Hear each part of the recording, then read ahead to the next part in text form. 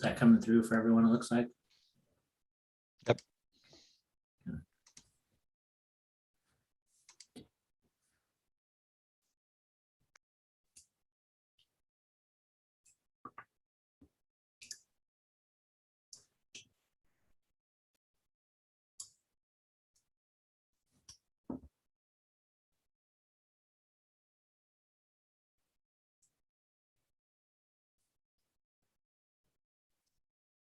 Good afternoon, everyone.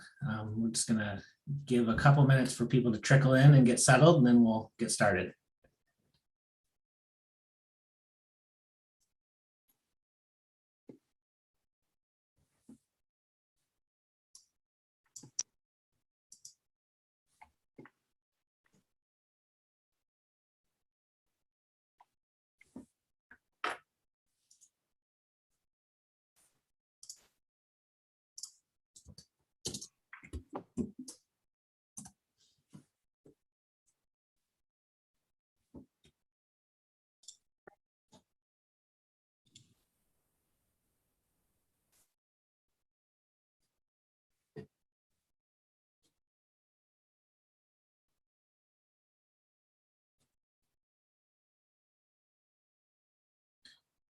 Okay, it looks like we are kind of reaching critical mass here. So good afternoon, everyone. My name is Cody Meyer. I'm a land use and transportation planner with DLCD, and I'm going to be helping facilitate this meeting today. I'm joined by our team, Matt Kroll, Jacqueline Bombard, Evan Manvell, Bill Holmstrom, Kevin Young, Casaria Taylor, and we are really curious to know a little bit more about yourself. So I'll just kind of call folks as they appear on my Zoom screen. And if you could just kind of give a quick introduction, and then we'll jump into things. So I have Ryan and Stephanie and Matt. Hi, Cody. This is Stephanie Holtai. I work with the City of Central Point. I'm the planning director, and I'm really looking forward to learning more about the rule changes and what all our colleagues have to say too. Great. Matt Brinkley, Planning Director, City of Medford. Ryan? I didn't know if there was any other Ryans on the call. It's usually a That's common name. It's you. Senior Transportation Planner for the Rogue Valley Council of Governments. We staff of Rogue Valley and the Middle Rogue NPO. Great. Shandell? Hi, I'm Shandell Clark, and I'm the planning manager here for Jackson County. Okay, welcome. Carla, and then Mike Coots. Hi there, Carla Palladino with the City of Medford. I'm a principal planner in the Long Range Division. Thanks for having us today. Thank you. I'm Mike Koontz, County Engineer of Jackson County Road Department. Steve Lambert and Derek Severson. Hello, I'm Steve Lambert. I'm the Roads and Parks Director for Jackson County.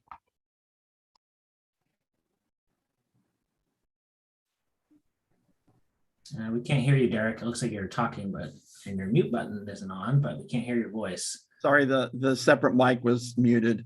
I'm Derek Severson, Senior Planner with City of Ashland and primarily working in the current planning division. Great. Charles and Brandon. I am Charles Bennett, Jackson County Planning, Comprehensive Planning. Hello, good to see everybody. My name is Brandon Goldman, Senior Planner with City of Ashland. Okay. Ted and Wade. Hi, Ted Sook, Development Services Director for Jackson County, and my screen will probably be freezing up on me, so you got a goofy headshot there. It's just my computer. We just thought you were a really great ventriloquist, but thanks for the heads up. Wade. My name is Wade Elliott. I'm the Assistant Public Works Director, City of Grants Pass. I do most of the transportation planning. So, thanks. Greg Holmes and Joe Slaughter. Hi, Greg Holmes, Southern Oregon Advocate for 1000 Friends of Oregon. Hey there, Joe Slaughter, Community and Economic Development Director for the City of Phoenix. Great. Mike Baker and Sam Engel.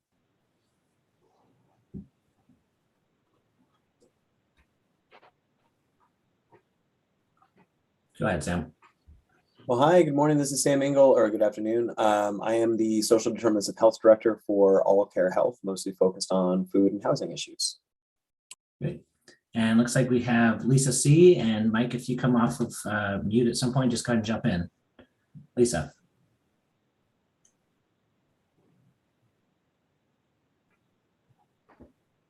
I'm Lisa Cornett, planner with ODOT Region 3 in Roseford. Great, welcome. Well, thanks everyone. I think we'll just kind of jump into it here. I'll be advancing slides for the team members to go through. We plan on just doing maybe kind of like a 5-minute kind of intro on the topic areas and then saving 10 minutes per topic area or more for questions as they come up. So please feel free to raise your hand or just jump in and let us know what you're thinking and if you have any questions or comments. And so first of all, Evan Manville is going to give us a little overview here of what we're up to just to kind of ground the presentation. Thanks, Cody. Evan Manville, I'm a land use and transportation planner here at DLCD, he, him pronouns. The first thing that people often want to know is, what do I need to do by when? So we wanted to put that right up front. We've got 2 slides, one for the middle rogue and one for the rest of you. Some of the rules vary via population, but this is kind of the chart of dates that we have in the draft rules. A lot of the draft rules will happen when you update your transportation system plan. So those changes aren't on this calendar, but we're trying to figure out when we can get resources to help you do that. So you'll kind of see your name on the left, see what's on the calendar coming up. CFA stands for Climate Friendly Area Designation, the CFA DES, and CFA Zone means changing your zoning to comply with that. The parking reform is on there, and housing needs analysis is the HNA. So we do realize that you have other things on your plate, and we did want to put those on the calendar. So that's a general sense. And then we've got an area target approach up on there. For VMT, vehicle miles traveled for the region to do. So yeah, that's a brief overview of what might be asked of you during what time periods. And we love to hear feedback from you all after this presentation about how those dates work and how we can fit that in. We know your plates are full. Moving on. So why are we engaged in this rulemaking? We do want to center the conversation here and realize that we are asking for significant changes in how Oregon's transportation planning rules work because of a couple of things. First, we're way far off from meeting our climate pollution reduction targets. We, as a state, set climate pollution reduction targets. If we're headed on our current path, we're going to miss them dramatically, particularly on transportation. Transportation is our largest source of carbon pollution in Oregon. And while we're bending the curve, we're really far off from meeting our goals. And that's impacting people, as you very well know, in Southern Oregon. Extreme weather events are coming more frequently, and they're more severe, and they have real human impacts. Next slide. You're not on camera. So the second reason, the second centering force is inequity. We have a shameful history of racism and inequity with our land use planning system and our transportation planning decisions. We have concentrated wealth in privileged populations. And the thing about that, using our zoning in place of redlining, when redlining became illegal, is all those who got in early passed their wealth down generation to generation. It's the main form of wealth transfer. And so we still see today the effects of that. And that's a major reason the average white household has roughly 10 times the wealth as the average Black household. So we've got a lot to make up for. And some of these things are still going on. So next slide. A third reason that I like to highlight when talking about this rulemaking is our plans and rules. Some of them haven't caught up with the demographic changes that have happened. Our dominant form of household used to be nuclear families. Now single person households are 1 in every 3 households, and nuclear families are 1 in 5. And those trends look to continue. Single person households, we're gonna have a lot more of them in the future. So this chart on the left is from AARP. But it's kind of an opportunity to rethink how our communities are shaped around the types of households that we're seeing. Next slide. Governor Brown realized that we were very far off from meeting our climate pollution reduction goals. She issued the climate executive order last March to a bunch of state agencies, including us, and just said, hey, redouble your efforts. You really got to work harder. Take your authority and go forth as you do work to meet Oregon's pollution reduction goals, prioritize equity.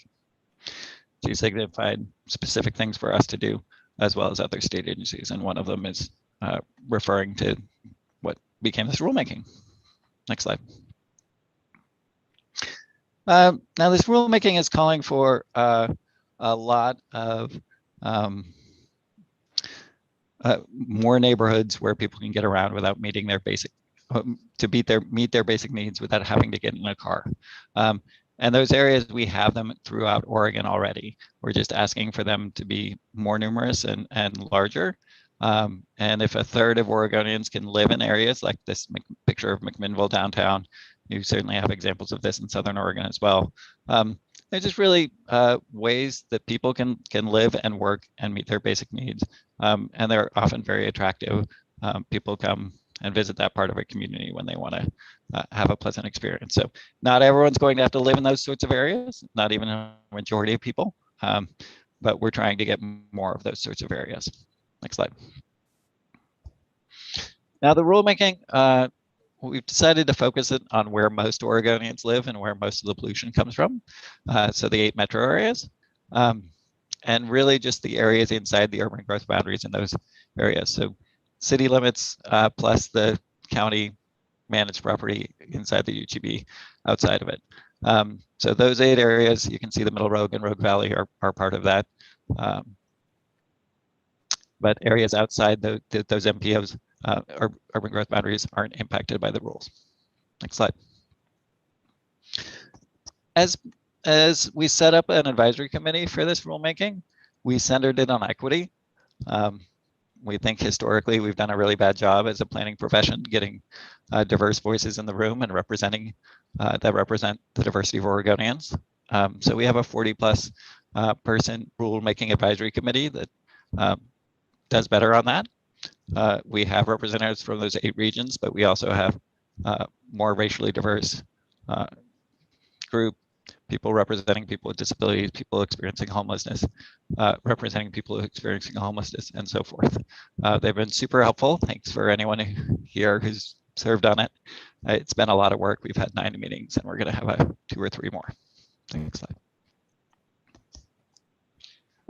The rulemaking tackles 2 major things. The first is regional planning,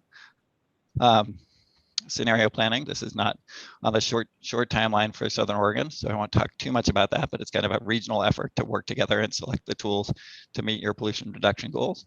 And the second is just specific updates to Oregon's planning rules on these 6 areas, and we'll go into them in detail. Next slide. Hey, well, I'm gonna kind of talk about our regional reporting and local actions, and just flag that we are having some changes in the rules that came out in March. We had Division 44, which is our greenhouse gas reduction target rules, and sets forth a method for achieving those targets through scenario planning. Portland Metro has been required to do this for 10 years now, since we've had the rules that were required by the legislature. And the commission gave us a charge to have the next 2 biggest metropolitan areas of the state, Eugene, Springfield, and Salem-Keizer, go through similar work. For Eugene, Springfield to kind of build on the stuff that they've already kind of done the first part of it, but to actually adopt it and implement it.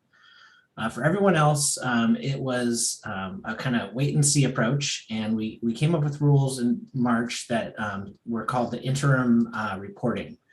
And we really started building out the kind of performance monitoring framework in this Division 44 chapter. And since March, we've been really kind of thinking through performance measures and performance monitoring, and we as staff realized that this stuff makes more sense to put into Division 12. So when the rules come out, all those rules of monitoring and enforcement and interim scenario planning are going to be deleted in Division 44, and they're largely already encapsulated in the rules you've already seen if you've seen the draft rules on the links in your email invite here. So we really are looking at using our regional assessment program, which we've been working on for 10 years. We've done work with the RV COG to do a strategic assessment of plans and really just kind of looking at where adopted plans will take us if they were fully built out.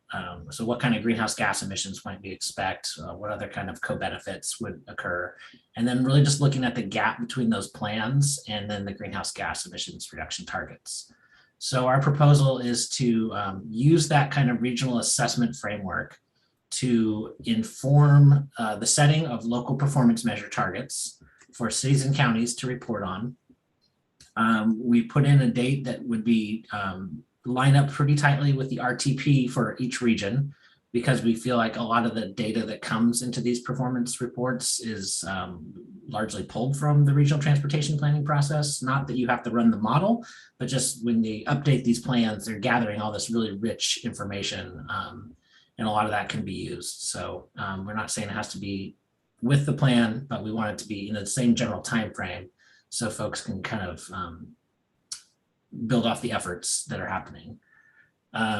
So generally what would happen is you set performance targets for something like bicycle level traffic stress. We've had a work group setting up a recommended set of default performance measures. And then over time, you report on them and find out where are the gaps, where do we need to go for building out our bike ped network, and what have we done in the last 4 or 5 years, and then proposing corrective actions, and then going and hopefully filling those gaps. And just rinse and repeat over time, really just setting your basic performance-based planning to get to where we need to go. And we understand that the gaps are going to be big and that nobody's going to succeed 100% right away. But we really just kind of want to give the information to each city and the state and the feds to say, where do we need investment across which range of actions? So I have a couple minutes here if there are any thoughts or questions on this.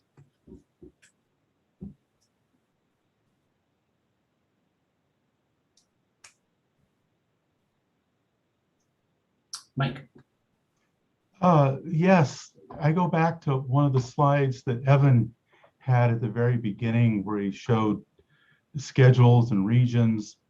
And that slide said that by the end of December of 22, the Rogue Valley region had to have their VMT approach selected. And is the VMT approach different than scenarios? I thought that they were the same. And you just said that this region is not going to be doing scenario planning for some time. So I'm confused. Okay, well, great. So I can help clarify that. We do have another section we could talk a little deeper about the VMT reduction targets, but in general, they are separate. What our greenhouse gas reduction targets are is VMT targets. They subtract all the fleet fuel technology changes that will occur in the future because the federal government and the state government are working on those. And so they're really VMT reduction targets. So what we proposed in the TPR Division 12 Rule 0160 is that a transportation system plan will have to meet a VMT reduction target that's based on that GHG target. And jurisdictions can choose to work by themselves and do that independently, or they can choose to work cooperatively together and say, we've identified an illustrative project list. I should say these are all set on an illustrative project list level, that working together, we can achieve this VMT reduction target. And they can do that through the RTP. You can set up a different RTSP kind of plan to do that. And if you guys do that cooperatively, then you can use that to satisfy that requirement rather than each jurisdiction doing it alone. But we're supposed to have that in place in a year. No, you're not. I'm sorry. The first part of your question was the date. And no, the date was just to tell us which way you guys want to go. We talked about it. We want to work independently, or we talked about it and we think we want to work regionally, and just give notice to DLCD of which track you intend to go down. So it's just a decision point that we want some consultation early on, and we can expect, you know, what kind of support are we going to need to give, and have some expectations of what's going to happen there. So nothing actually has to happen other than just we intend to go down path A or path B. Even that could be a real challenge as you figure out what the consequences of each are. Okay, thank you. Thank you. Matt. And so those changes wouldn't actually be realized in our long-range planning documents until we updated our TSPs? The VMT reduction target, yeah, that is set for when you update a major update to a TSP. Okay, so by the end of next year, we just have to have decided which approach we would potentially take. Yes.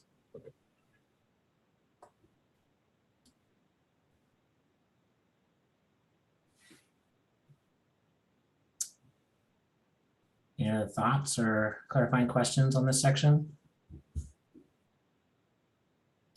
So these rules, if you're looking at the draft of the TPR, can now be found in the rules 0900 to 0915. And that's where most of this lives for a non-scenario planning jurisdiction.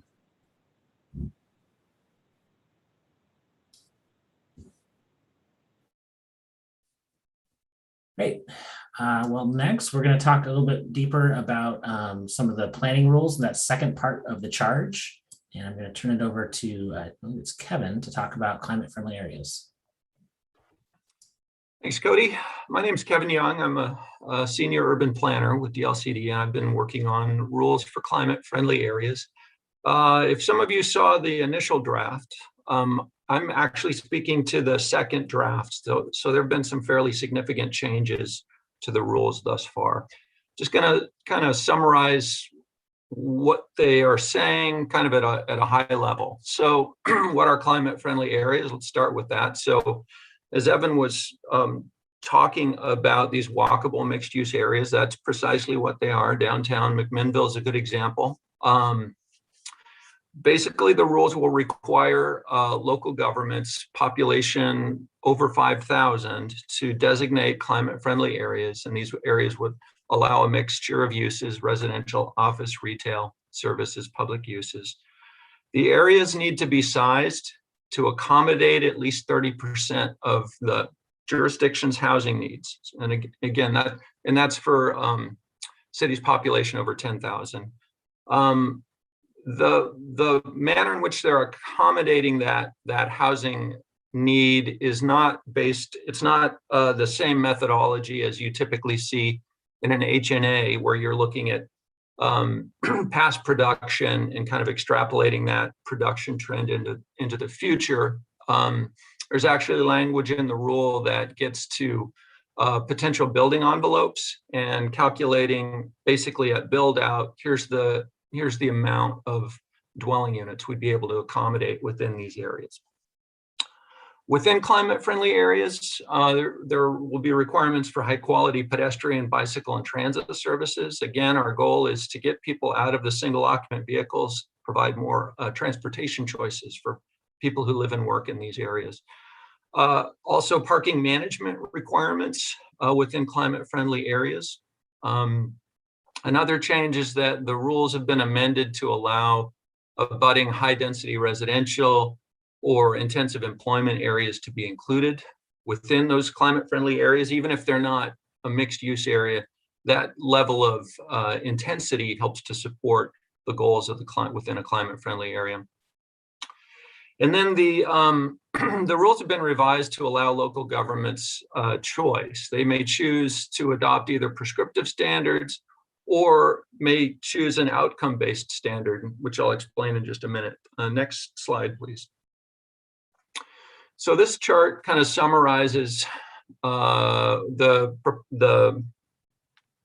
basically the prescriptive path in the blue column, or the two blue columns, and then the outcome-oriented result on the right-hand column, the orange column there. And these are scaled based on the size of the jurisdiction. You'll note that for cities below 10,000, between 5 and 10,000, the requirement is just to size 25, just to allocate 25 acres as climate-friendly areas. And to follow that example, that local government would then be able to decide, okay, do we want to adopt rules that would require minimum residential densities, 15 dwelling units per net acre, and allowed building heights of at least 50 feet. It's not requiring buildings to be constructed to that height, but to allow buildings to at least 50 feet within those areas. Those are the prescriptive standards.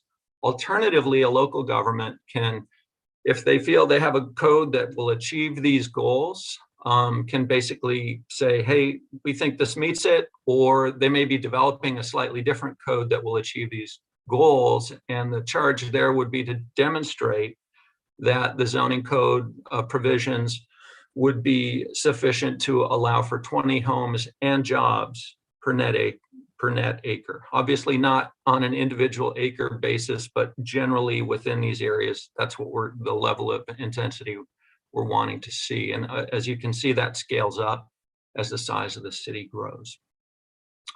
Next slide, please. The timeline for implementation has been changed from the first draft. So now we have sort of a phased adoption where the first step is by June 30 of 2023 for the local government to basically indicate these are the areas, or this is the area. It could be one or it could be several areas would be designated as climate-friendly areas. Here's what the boundaries are. And also including some analysis of equitable housing outcomes within those areas or that area. And what we're trying to get at there is largely to look at potential displacement that could occur if there are a large number of, say, underserved population in an area. Is changing the zoning likely to price people out? If so, what are some mitigation tools that the local government can adopt to prevent that displacement from occurring? Because again, we want to ensure that we have equitable outcomes and that everyone has the opportunity to live within a climate-friendly area. So that's the first step. And then 1 year later, the local government is to adopt zoning and comprehensive plan amendments. It's by June 30, 2024, basically sufficient to accomplish the goals I've just described. So that would be either the standards in the prescriptive path or the outcome-based approach. Also associated with the zoning and comprehensive plan step is the transportation review process. This replaces the significant effect test in section 0060 of the transportation planning rule, and instead requires an analysis within these climate-friendly areas of any gaps within various transportation modes, so bike, pedestrian, transit, and then ask the local government to plan to fill those gaps over time. In some circumstances, highway impacts analysis would be required if there's like a intersection within a certain distance of a climate-friendly area. Next slide, please. I think I have one more.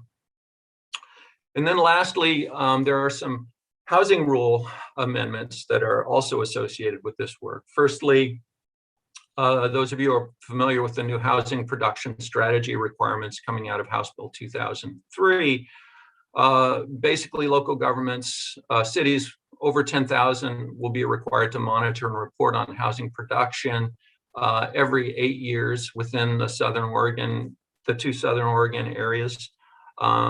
And as a part of that, these rules would ask local governments to also report on housing production in climate-friendly areas both, all housing production, but also affordable housing production in climate-friendly areas as part of that work. And then lastly, a provision that essentially is moving us to grow cities more efficiently in the future. We know that if we're going to meet our climate goals, we need to grow, we need to develop more efficiently. And so to that end, the rule sets a deadline of threshold of June 30, 2027, after which local governments that are expanding their urban growth boundaries based on a residential need would then be asked to designate additional climate-friendly areas.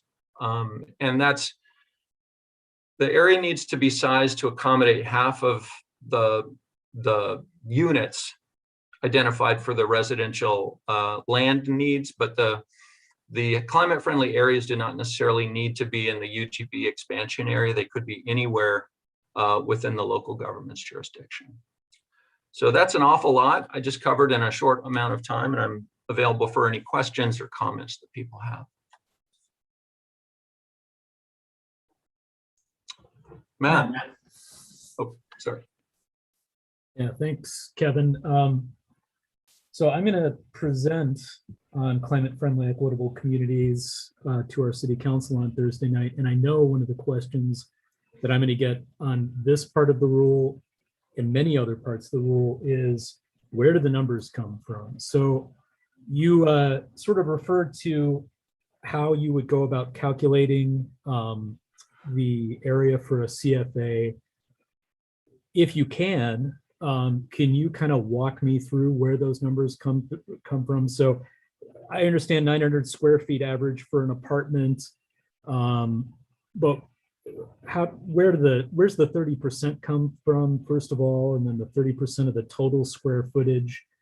Help me understand that so that I can answer that question. Sure. So there's two different 30% we're talking about. So first of all is the requirement to accommodate at least 30% of housing needs within climate-friendly areas. And again, that's arrived at through a calculation of what's our available building envelope within that climate-friendly area. So you might have to go on a block by block. This is net area, not gross area. And look at, okay, how tall can I build? So what's that building footprint? And then once you establish that theoretical number, basically the average apartment size is 900 square feet. And so we arrived at that number, recognizing that some will be smaller, some will be larger, but generally that's a good ballpark number. I believe that's a national average, not a local Oregon average. And then within that building footprint, the 30% of that would be allocated to housing. And that's a ballpark estimate of, okay, how many of these areas are going to build out fully, and then what is the mix of uses we're likely to see? Because again, this is mixed use. We're talking about housing. We also need to see employment opportunities, offices, other types of jobs in these areas, and that's an important part of the goal as well. So I don't know if I fully answered your question, Matt, but that's... Yeah, Kevin, Matt, maybe, we were also asking why 30% of housing? Yeah. So I mean, what is the math behind both of the numbers, or the justification for it? So the 30% of housing units number comes from the statewide transportation strategy. So this was adopted by ODOT, I think 2013, 2014. It's basically our plan for how to make progress in our climate pollution reduction goals. And so essentially that is the target for us to achieve 30% of housing in climate friendly areas by 2035. Okay. So that's where that comes from. And then the 30% of the square footage within the building envelope is kind of a... It's looking at two things. It's looking at the difference between what's your absolute possible building envelope versus what's actually going to get built, which obviously not every lot is going to build to full capacity. And we're talking over time. but also analysis of other types of uses that might be within that same development. And it is not a precise number. It's kind of estimating, okay, maybe roughly a third, ballpark numbers. And I know that in some areas, we're not seeing that kind of mixed use development yet. You know, a big part of this rule is to make it easier for that kind of development to occur over time. And if you don't mind, I have kind of a question, I think that's related to that. Does the 30% also kind of account for, I guess, well, is there like a BLI required? I mean, do we have to do a buildable lands inventory within this area, right? Or not? I mean, so it's already a built out area and we're changing the zoning to accommodate this climate friendly area. But we have to recognize, of course, that there's already existing development in the way. So do we need to then look at, I guess, assumptions about what could redevelop, what's available, et cetera, like a BLI, or is that 30% accounting for that also, saying that, you know, we recognize that we're not going to get, you know, 100% of this area to grow with these new rules, I guess. That's exactly right. That, yeah, you know, redevelopment, new development isn't going to occur overnight. And, you know, there's some existing stuff that's going to be there for a long time, may never redevelop. So that's factored in as well. There is a distinction between the kind of housing estimation we do as part of the BLI and the HNA process, which is, you know, per statute, we've got to look back at past production and then extrapolate that forward. The math for the climate friendly area is different from that. It's looking at our kind of theoretical build out and trying to move us in that direction. But it's not based on past production, if you will. So there isn't any, I guess, requirement for, I guess, feasibility in these areas that are identified necessarily. I mean, if you took an area that was just recently built, you know, 100% build out, and you said, now we're going to identify this as our climate friendly area, and now we're going to make these other assumptions, I guess, based on that. I mean, that would be permissible, just like you would be for greenfields the same way, basically, that regardless of what's on the ground, it's a matter of just taking the number of the acres, you know, 30% of the buildable area essentially, and saying this is how many housing units we can have based on the size of the housing unit. That's right. And we expect most of these climate friendly areas will be existing downtown areas because they're often, you know, the best situated for these types of uses. Many of them are already zoned pretty similarly to the standards that you saw just now. Great. Thank you. Matt, do you have another question? I do, unless somebody else wants to go. But I have a lot of questions about the CFA stuff, comments. And to Joe's point, the one thing that you do have to account for, though, Joe, is that you have to remove land that's not buildable because of regulatory constraints. So building setbacks, lot coverage, however your local regulations work. It's, I guess, permissible to remove that land from that accounting. Well, and I would go beyond permissible. We would actually expect to see. So if you have some kind of open space requirement, you know, within that area, that would need to be factored in, again, that theoretical building envelope calculation. Right. Which, just as a comment, is complicated.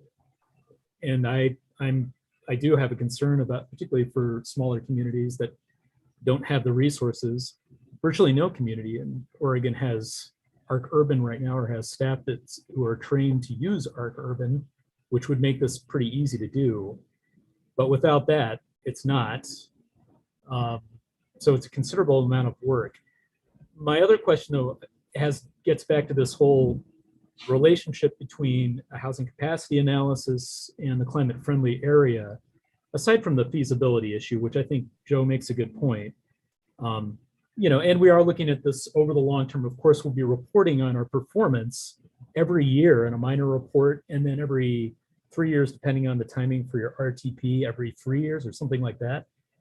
So, you know, I guess as long as we're not being held accountable for our communities not redeveloping, then that's fine. But I do have a concern about the relationship between HCA's and the climate friendly areas. so say we designate a CFA. The CFA requires, in the case of Medford, 25 units per net acre. Let's say that's 20 per gross or something like that, somewhere around there. That could be a significant shift from just citywide. What we have sort of indicated through our HCA is going to be our inventory or our need in these different categories, these different dwelling types. And so if we end up deviating away from what we've identified in our HCA, I know that I have one land use consultant who will use that for, well, I mean, they will probably appeal that.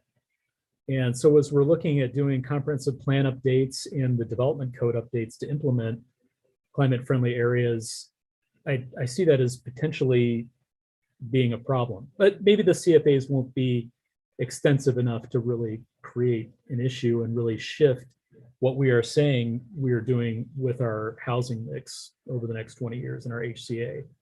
But I do have that concern. Yeah, that's a really good point, and it's a complex issue. What we've tried to do with the rules is to recognize the current and continued approach to housing, how cities plan for housing, based on past production, housing types. Generally when you're looking at, okay, we need more, for example, more medium density housing, you look back maybe the last 6 years, what's our density that we're getting in that zone, and then roll that forward and say, okay, well, if we need this many units, we need this many acres. The CFA provisions will not replace that. They're sort of on top of that. And so again, what we're trying to, it's an aspirational target. We're trying to set the bar higher. What we hope to see over time is that, yes, we truly do see higher densities, a greater mix in climate friendly areas, and that will translate into HNAs over time. But you're not going to be able to say, okay, now that you say you're zoning to allow this much in this area, city, you can't expand your UGB because you're not meeting these theoretical targets. We're not setting you up for that dynamic, because you're still going to have to look at past production data to inform any UGB expansion in the future. Does that make sense? It does. I'm just thinking about a situation where we go to rezone land or change our comprehensive plan with our future land use designations to reflect climate friendly areas. And we have people who, believe it or not, don't like density, and they show up and at public hearings for these land use decisions and say, well, that's fine, you have this requirement to designate 30% of your entire housing need, well, designate the area reflective of that 30% need. But that doesn't line up with your housing capacity analysis. That is, an acknowledged part of your comprehensive plan. Does that make sense? I think so. I think it would be helpful if you could flesh this out a little more. Yeah. It would really help me to kind of understand. There may be some permutation that we haven't thought of. So I'd appreciate that if you could. Yeah. I hate to pull over a great conversation, but we have other topics to hit. I will just tease that we have a work group on the climate friendly areas. So dive in even deeper than that on December 10th. So go ahead and check into the rulemaking webpage if you didn't get a notice. We'll get you an invite. Evan, you want to talk about parking? That's what I love talking about. So really quickly, parking reform, why do we care? One, it's a huge user of land, both on street and off street, particularly in downtowns and the areas that we're trying to be climate friendly and more walkable. So it pushes things apart and makes it less climate friendly in those areas particularly. Next slide. And a lot of the parking that we've built historically is underused or wasted. So parking utilization studies all around from Washington and California and here in Oregon are showing when they go out and count in the middle of the night, they find a bunch of unused parking spaces. So we're creating costs for developments that we don't need to be. Next slide. Our parking mandates historically have meant choices and they've displaced things. Here's an example of a place in Eugene where if they can just put 3 parking off-street parking with the units, they can build a quadplex. But since their code says they need 1 space per unit, they can only afford to put a duplex there. So we're losing housing units. They're being crowded out by off-street parking mandates. Next slide. And the last reason is parking does impact how much people drive. And that's kind of a basic economic premise of when you have you provide a lot of something for no cost, people will consume more of it than they would if they pay for it and they have less of it. But the academic literature has really backed that up. Lately, people own more cars and they drive more when parking is super, it's subsidized and overabundant. Next slide. So we are proposing, I think, did we miss a slide? Let's see, skip a slide. There we go. Thanks. We're proposing kind of a 3-part approach to parking reform. The first is kind of taking in some of the best things from parking codes from around Oregon and implementing those about how parking spaces are counted and how people can find alternatives to on-site parking spaces, things like that. As well as some details for large parking lots over an acre. And then and asking cities and counties to implement those. Or not asking, but saying you have to implement them. Then we're providing a 3-part choice for communities. And the first is to just say, we're not going to mandate parking. And that's an approach that's been taken all over the world for the last couple of decades. The sky has not fallen. It's been taken in large chunks of Oregon communities. And again, the sky has not fallen. And it's super easy. Well, it's super clean, I would say, from a code writing thing. It requires perhaps more parking management of the remaining parking. But the second and third approaches both say, hey, we're going to reduce parking mandates for certain types of development and in certain areas. Under the second approach, communities also adopt fair parking policies like unbundling parking, where people pay separately for their parking space than their residence or their commercial space, and or flexible commute benefits, where if you're providing free parking, you give people the monetary value of that free parking if they don't drive. And the third approach, if communities don't adopt those sorts of policies, is just extending the list of types of development that wouldn't require parking, to include things like small business and other types. So it's a longer list of areas and types of development that would leave it up to builders to provide the parking needed. Let them figure out, based on the diversity of demand, what needs to be there. And the last thing here, it's populous communities do more parking management. That's really just, that's mainly I referring to communities over 100,000. So it doesn't impact Southern Oregon so much. Next slide. So the sorts of types that would be deregulated or reduced regulated, multifamily parking would be capped. The required parking could be capped at 1 space per unit. So builders could build more if they wanted, but communities couldn't require them to build more than one per unit. Really small residences, so most studios and some 1-bedrooms, would not have parking mandates. Affordable housing, facilities for people with disabilities, that sort of thing. The second thing in terms of areas, really your core transit corridors and climate-friendly areas would have reduced parking mandates. And the literature really backs that up, that areas well served by transit have lower parking demand. And so kind of the areas where we know that less parking needs to be consumed we're asking for those to be deregulated.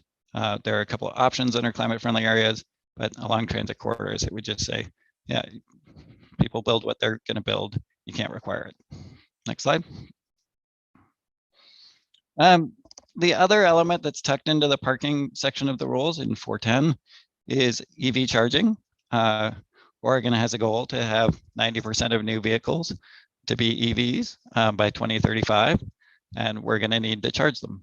And right now we're in a chicken and egg situation where people aren't buying EVs because the charging isn't easy, and people aren't building chargers because people don't own EVs. So we're trying to get over that chicken and egg situation in line with some other efforts that the state's been doing. And this is just we're saying, hey, as we build things, let's make sure it's not super expensive to retrofit. Let's put in the conduit now. 50% of spaces for residential should have conduit, and 20% for commercial. And we should also have the service capacity. We need to be sizing the electricity to those places for that first step. So 20% of the spaces. And there's a short option if people are already installing everything, including a direct current fast charger, to build less. So, and there's a retrofit requirement in there currently for cities over 50,000 with a cost exemption, just saying, hey, if there's a major retrofit of a property, then people have to bring it up to code, unless it's too expensive too. So, and all of this would apply to areas with 5+ parking spaces. So multifamily and other commercial and commercial and mixed use and things. But everyday smaller unit residential is not included under that proposal. So that's an overview of the rules as drafted currently. They continue to evolve. Questions?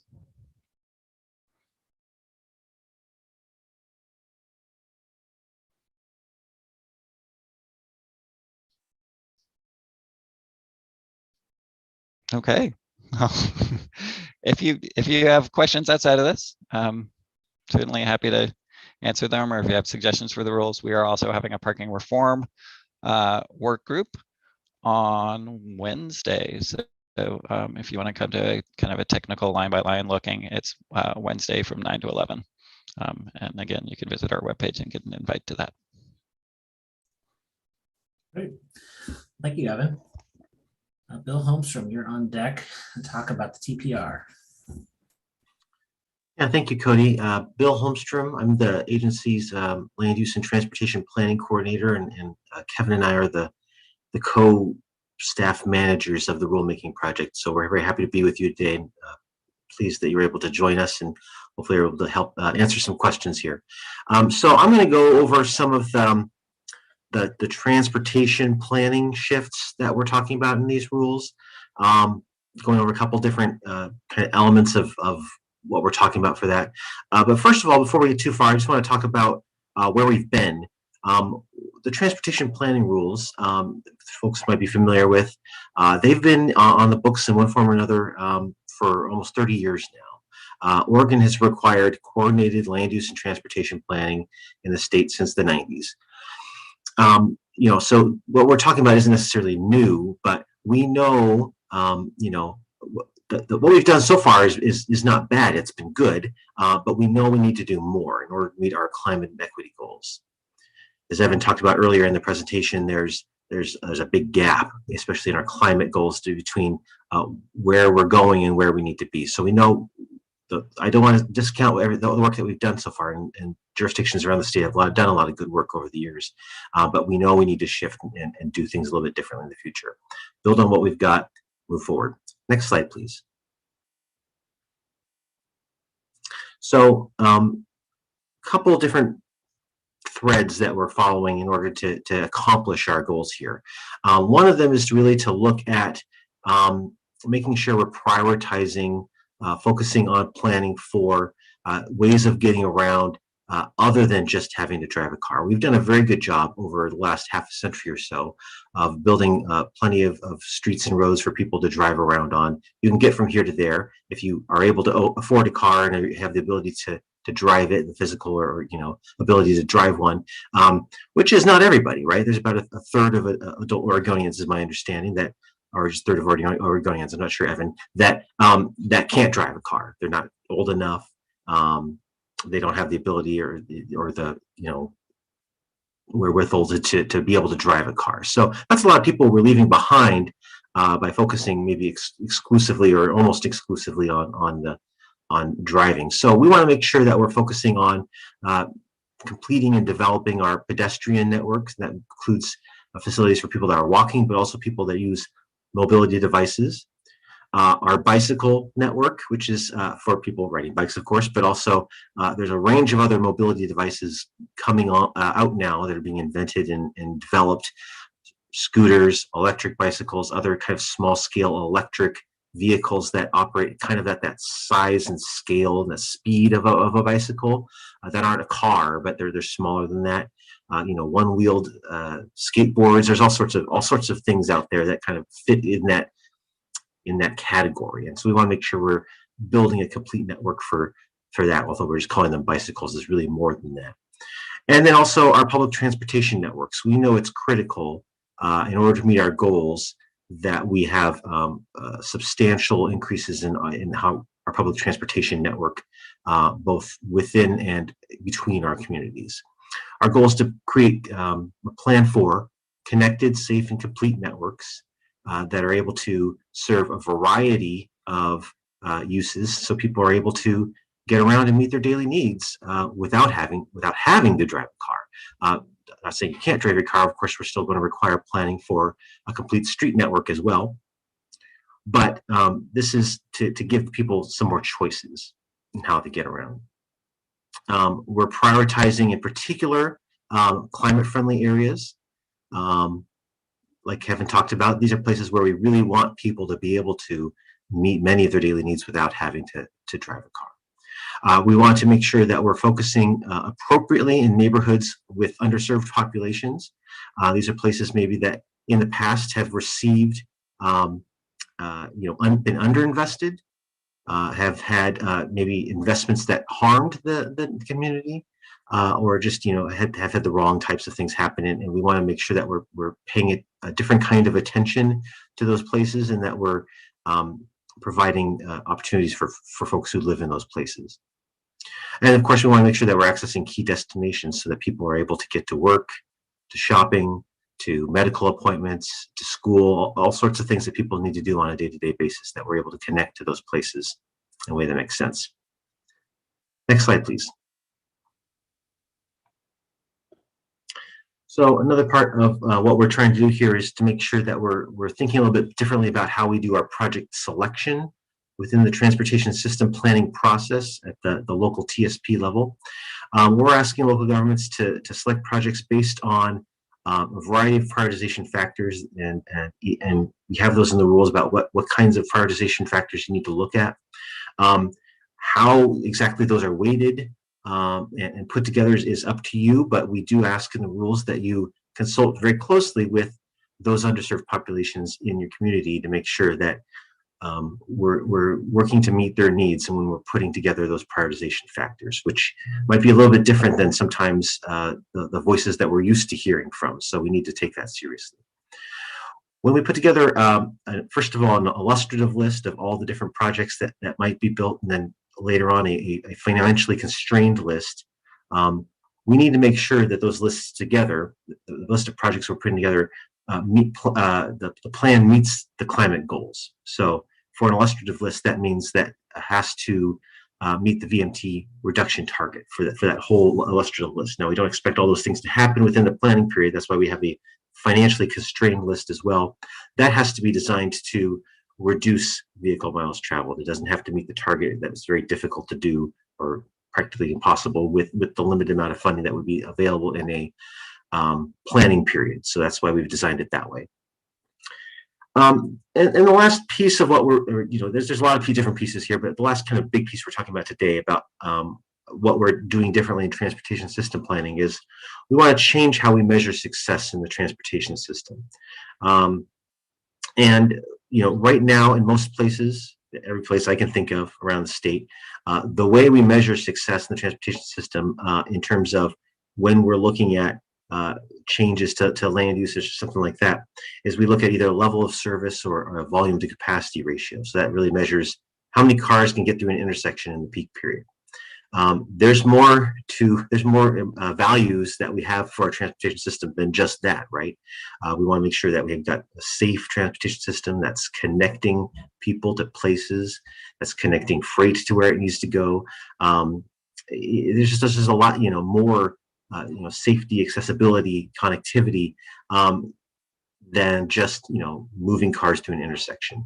We want to make sure people can walk safely to places, when they ride their bike or take the transit places. There's a lot of going on there. So our requirement that we're planning to implement is requiring local governments to look at least 2 different measures when they're looking at land use changes, and they can't just look at moving cars. That can be one of the factors, but it cannot be the only factor you're looking at. So that's at least a step in that direction. So with that, I think the time is this the right time, Cody, for me to open up for questions and comments? Thank you.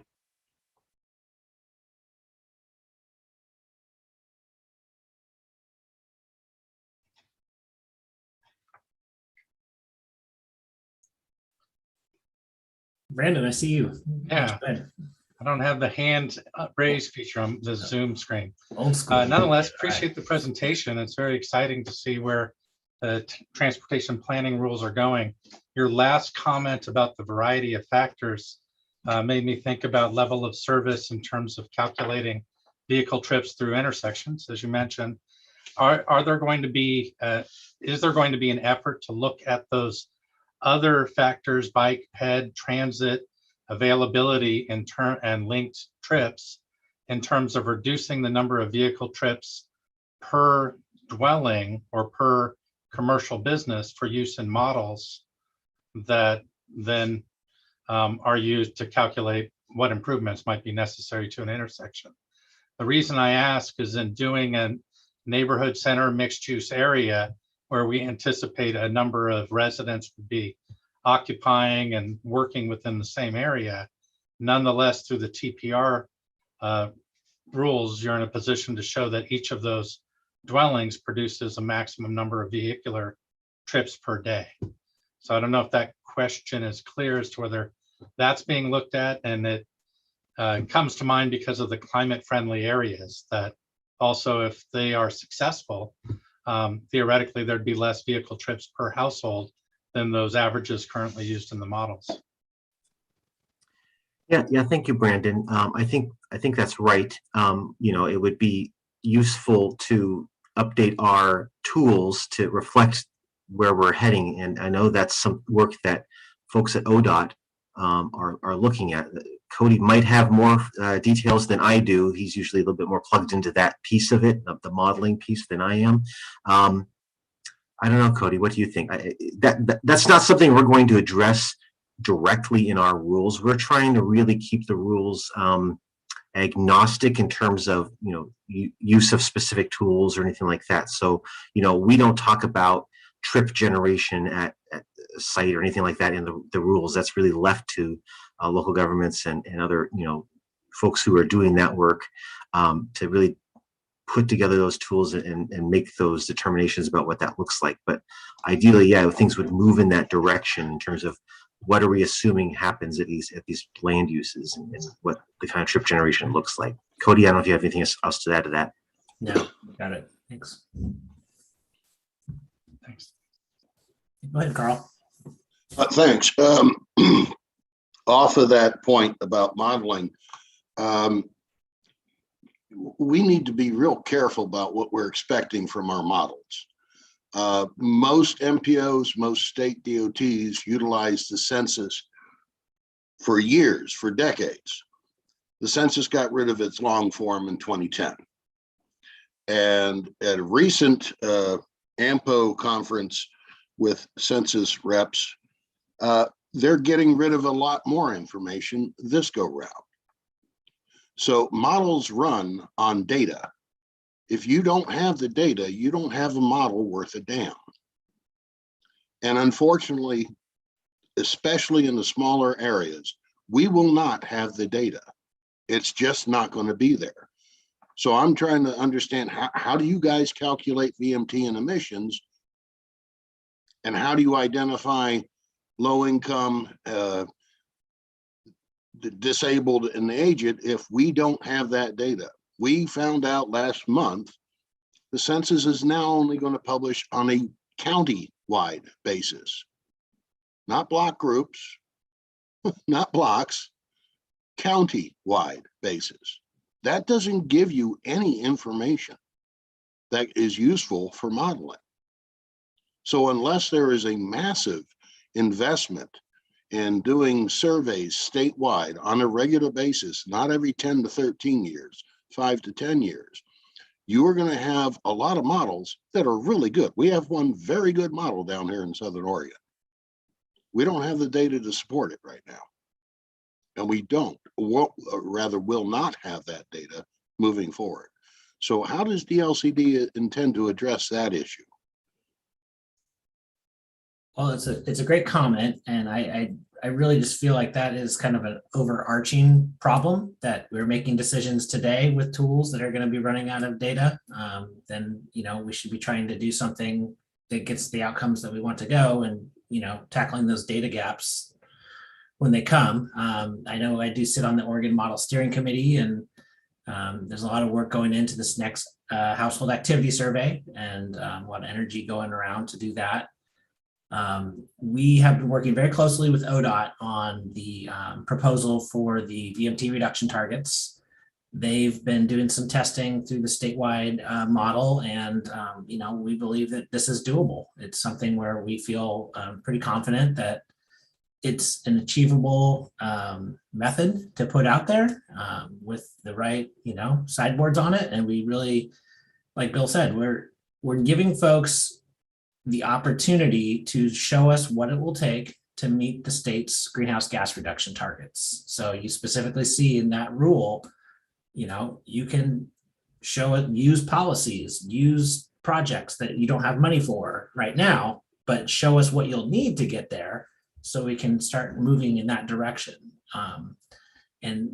We have a grant with PSU was just delivered from the Department of Administrative Services, looking at data gaps and looking for supplemental data. And we sit on a number of statewide data groups that are looking at equity data. And I'm always reminding them we need to get below county level. And one of the, I think, interesting ideas is to use more supplemental local information. One just example is like a school free reduced lunch program. They could mask those, but many school districts have that at the address level to know, who's qualifying for this program. That's poverty if you can't afford to buy your kid, lunch in school. So they're coming up with some different ways to come up with the kind of data that we really know that the locals need to fulfill the requirements in this rule. I don't know whether all of it will be useful in modeling, but certainly in identifying underserved neighborhoods. DLCD is a big champion of getting that data, and we'll continue working on that. Thank you. Thanks, Colin. Mike. When I was browsing, not the draft that was supposed to have been released today, I don't know if it was or wasn't, but the draft just before, there was a talk in there about regional TSPs versus RTP, and that the counties would lead the development of the regional TSPs. And I'm trying to understand what that means. Does that mean that, is that only in areas where there is no MPO to do the RTPs? The rule is not very clear as to what's really expected there. And then also early on, we talked about this being about the 8 metropolitan areas, but if that's the case, then why is it even included in the rule if you're not going to deal with outside of the metropolitan areas? Yeah, so I think probably what you're looking at is changes to some existing rules. And if you read, it's the way the existing rules have worked and worked for 20 something years probably, is it says you have to have a regional transportation system plan in each metropolitan area, and each county also across the state also does one. And in reality, how that's been implemented is basically it's a county transportation system plan, and that assumes the functions of the regional transportation system plan. What we're changing is we're saying that the metropolitan areas don't have a state required regional transportation system plan across the metropolitan area any longer. So we're taking that part out. So that's what's changing. We're trying as much as possible to keep the status quo and not changing anything outside the metropolitan areas. So counties, if you're in Lake County or whatever, out that's nowhere near a metropolitan area, nothing's really changing. It's still written that way. It looks a little bit weird if you haven't read that rule before, but that is not, that's the way it is right now, and it has been for a long time. Okay. And you, I think, hit at counties outside. You're really focusing on the cities because that's where the population is. But for us counties that are in the metropolitan areas or the fringe, or however you want to define that, what is our role in this? I mean, yeah. How is it different for us? I get, we're all heading towards multimodal and stuff, but I don't, how do we fit? Yeah, so I think it depends, and you're actually kind of in a unique situation in Jackson County, I would say. There's, within the urban growth boundaries, if there are unincorporated pieces of the county within the urban growth boundary that's outside the city, those still have to be planned like they're part of the city. They're urban, supposed to be planned as urban places. So that's where all the requirements having to do with transportation system planning apply to those places within the urban growth boundaries. Now, there are places outside the urban growth boundary, but inside the metropolitan boundary, right? That includes something like White City, which is an unincorporated community. It's not in an urban growth boundary. It's out, but it's within the metropolitan area. We're not changing the rules for those places. They're still planned like rural places, and in the case of White City, it's still planned like an unincorporated community would be planned today. We're not changing those pieces at all. We're really focused on within the urban growth boundary. Now, there may be unincorporated parts of those urban places, and I don't know what, how much of that there is in Jackson County. There's parts of the state where there's quite a bit of urban unincorporated places where counties are really going to have to kind of do some urban type of planning, or at least coordinate with their cities on doing that. And in the rules, we really try to assume that the city's just kind of going to take do the TSP for the entire urban area, but we know there's places where that's not the practice, and maybe county doesn't want to do it that way. We've set it up so that it's flexible, so you can go either direction, but different places across the state kind of handle that very differently. So it's a little bit difficult to do one size fits all.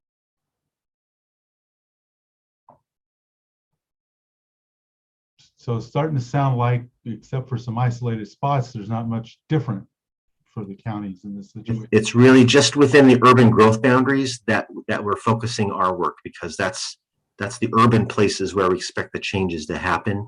And I know, there's in Jackson County in particular, you've got White City, which is a pretty substantial unincorporated community. And we thought about that for a little bit, like, what should we do there? It's the only unincorporated community, designated unincorporated community within a metropolitan area outside of the Portland metropolitan area. So, in the other 7 metropolitan areas, White City's it. So we decided we weren't going to really go down that road and try to do something special for you guys. So we're really just keeping the status quo there.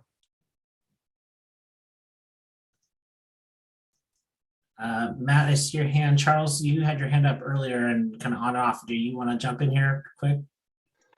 Well, I think Bill covered it at the end, that from what I read in the rule, that the cities would be including in the population of their rulemaking, or in their areas between the city and the urban growth boundary, the urbanized areas would be taken on by the cities for the most part, unless the county wanted to, for some reason, to take that on. Yeah, that's right. And we're using the urban growth boundary populations because we think it makes sense for one thing, but the other thing is that's what all of the updated population projections are based on from Portland State. They're based on the urban growth boundary population, not the population within the incorporated city. So we're trying to kind of standardize on that. Matt. Just real quick on an issue that kind of concerning this that came up at the RAC. You know, the practice in the past has been for cities to coordinate with counties when they're doing their TSPs and with the MPO, and we've done that, I think, a good job of that here in this region. The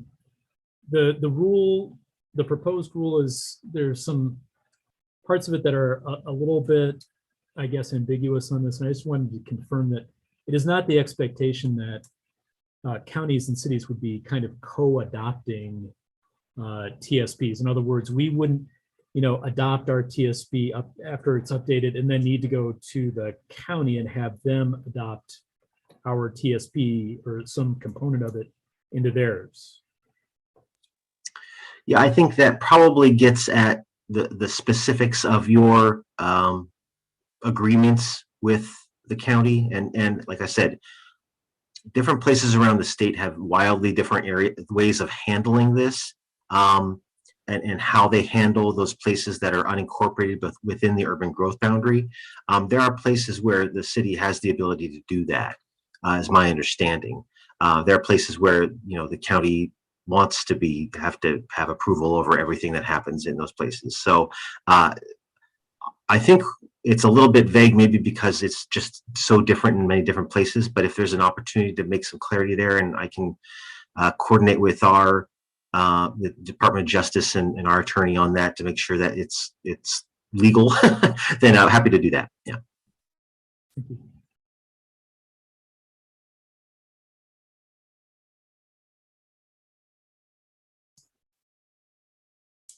We still got more time, and I know the draft rules of the TPR, there's a lot of stuff in there, so really open to any other comments or questions for Bill.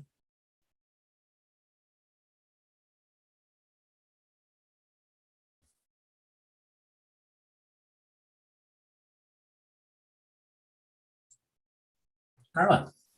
This was a question for Evan, just confirming on the parking mandates is that a citywide requirement for those changes, or is that only in the climate friendly areas? Maybe I missed that. No, I appreciate that. A lot of the requirements are citywide. There are tighter requirements for climate friendly areas and along priority transit corridors. So yeah, I can pull up the language, but yeah, the things like capping multifamily at 1 and having no parking mandates for small units and things like that, those are citywide. Thank you. Mm-hmm.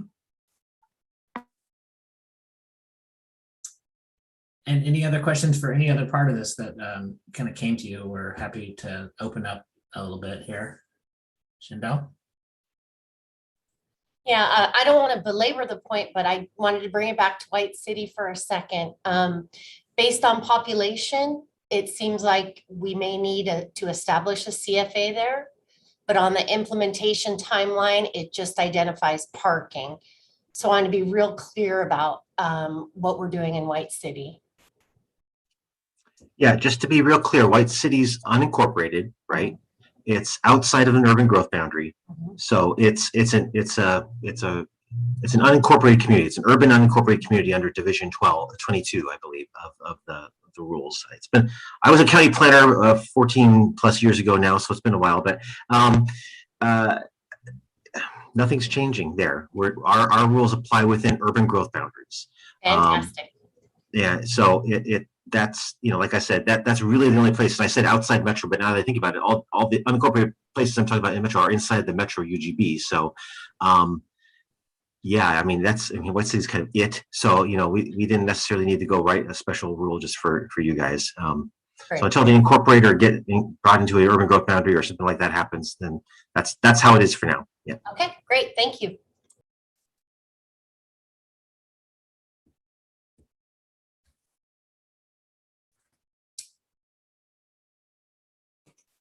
Okay. Kevin, do you want to walk us through the remaining schedule of the rulemaking? I'd be delighted, Cody. Thank you. Yeah, so basically, where do we go from here? I think you've heard we are going to have a number of topic-specific work group meetings coming up here in the near term. Those aren't reflected on this schedule, but just FYI, if you're interested in those meetings, there's more information on our website about those. But essentially, we are gearing up for our next meeting of the Rulemaking Advisory Committee on December 17th. In fact, our packet should be going out soon. We've been working on it this morning and hope to have it out by the end of the day. At that meeting, we'll have some revised rules, including updated rules on scenario planning. We'll also have report outs from our first set of work group meetings, because by the time we meet, we will have had all of the work group meetings that we've planned thus far. So after that, our hopefully final meeting of the Rulemaking Advisory Committee will be in January. I believe that's actually January 20th. It says TBD, but the date for that meeting is the 20th of January. I believe it's from 9 to 1. And at that meeting, the group will be looking at our, the rules, a complete set of the rules, and also looking at reviewing our impact statements, which are required as part of the rulemaking process. And then after that, we will go back to the Land Conservation and Development Commission in February. We'll be reviewing the draft rules, what we heard at the December and January RAC meetings, discussing any lingering policy questions, and getting some preliminary direction from the commission in order to prepare our proposed rules for the first public hearing, which will be in late March or April 1st. We're not sure which day that hearing will fall on at this point.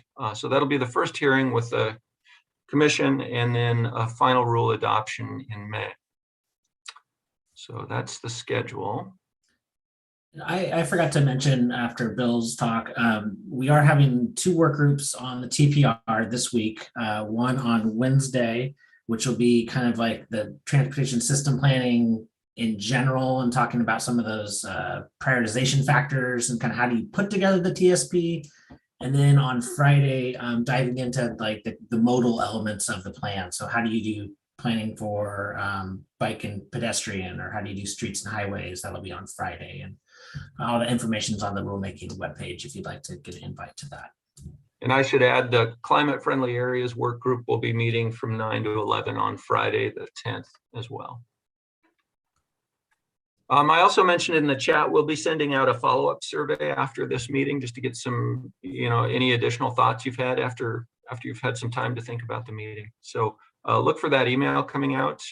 There's also the survey, there's a link to the survey in the chat if you wish to follow up in that way. And then also we have a request for a copy of the PowerPoint, which we will send out as well with the survey.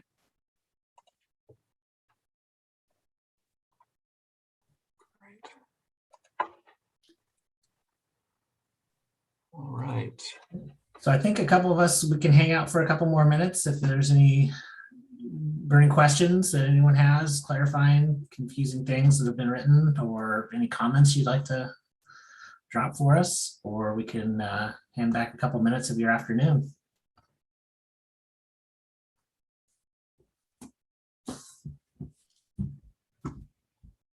Or we can just stare awkwardly into the screen. So I have a quick question, just reading the rules for the climate friendly areas. I'm trying to understand this requirement for minimum residential density. So would that mean that all projects within these areas have to provide at least 15 dwelling units per acre, I guess, regardless of what they intend to build? So it's no longer a optional mixed use. They have to provide that. If they're doing some commercial, they have to put at least 15 dwelling units per acre also. I guess that's the first question. Would it apply to all projects minimum density, or just if you're doing residential, you have a minimum residential density? Just if you're doing residential. So okay. Yeah, if it were 100% office, the requirement would not apply. Okay, so then along those lines, and I guess this might not be the appropriate venue, but so that applies regardless of whether it's new development or infill, right? I mean, the 15 units. So somebody couldn't just add 1 or 2 apartment units onto an existing building. It's either 15 or nothing, right? I mean, per acre, obviously, that density. Yes, yes, as currently written. I will say, you know, we've heard some input from some folks who have said, hey, why not allow some incremental if it's a mixed use development? That's something that we may discuss in the work group. Okay. But yeah. And I know that's probably the appropriate venue, but I guess I just wanted to make sure I was interpreting that properly as written. And I guess I would also just say that, like for Phoenix, for instance, I mean, if we're under 5,000 currently, especially after the Alameda fire, but we're not too far away from that threshold of 5,000. And it would probably be our downtown area that we would be looking to designate as our climate friendly area. And we've been for years trying to encourage mixed use development. But my concern would be that is if we set the bar too high, the threshold to start, then we won't ever get any of this. I mean, it's going to be really hard to force somebody to build, you know, commercial, because we want that. We don't want our downtown being just pure residential. And so build a commercial use and then also hit this threshold of 15 dwelling units per acre. So I would just ask for some flexibility in that, I guess, recognizing that we would all love to see this, but sometimes you have to take incremental steps into the, you know, the final outcome that you're going for. I mean, even McMinnville, a city with a, you know, well-established downtown, it's going to be tough to just force all of a sudden 15 dwelling units per acre in a place that doesn't have it, where you might be able to incrementally add, you know, a few units here and there. So I would just advocate for not setting the bar too high, I guess, for that to start improving things. I appreciate that. I think for mixed use development, there's some good arguments there. I will say, you know, for a development that's entirely residential, what we don't want to see is kind of interim development that really isn't at the level of intensity that we need to see ultimately. And we know once that develops, it's probably not likely to redevelop for a while. And so that's where that 15 units per acre minimum, I think, would likely continue to apply for that reason. Yeah, and for that reason, I completely agree. I mean, that if somebody can establish, you know, 8 units per acre right now, then they may probably never come back, or not for a very long time, and add the rest of that. But just finding some ways that we can kind of shoehorn in some more density without getting to that ultimate, you know, result we'd like to see, but we may not get for a lot of years if we force it to be all or nothing, I guess. Thank you. Thank you.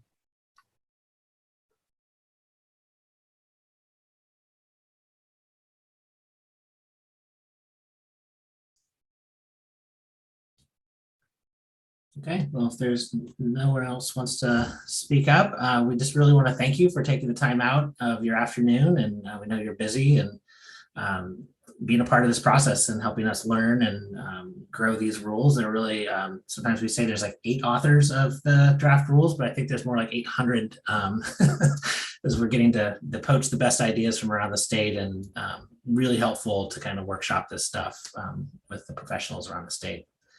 I see our deputy director has joined us. So Kirsten, you want any parting thoughts for the group? No, I just wish I could have listened in for the whole thing. I really want to thank everyone for being on, and Cody really said it well. We have to be in this together. So please don't hold back any questions, concerns, and any kind of implementation hiccups that you see in the future for your communities. We just need to know, or it won't be as good as it could be. So please do be in touch, and thank you. Thanks, team. Appreciate it. Okay, thanks everybody. Stay in touch.